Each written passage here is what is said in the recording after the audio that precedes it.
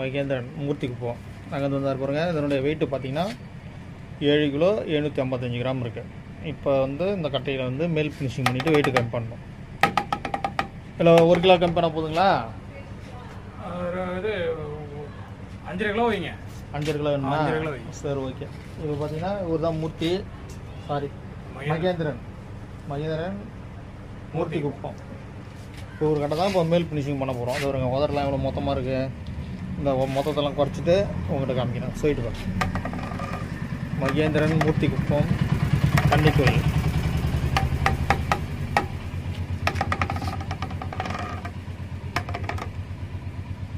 ஏழு kilo 755 gram இருக்குது.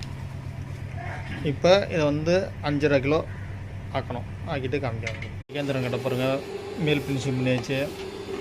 இப்போ பாருங்கள் தொப்பி ஓதரெலாம் இவ்வளோ இதாக கரெக்டாக பண்ணி வச்சு பாருங்கள். மொத்தமாக இருந்ததெல்லாம்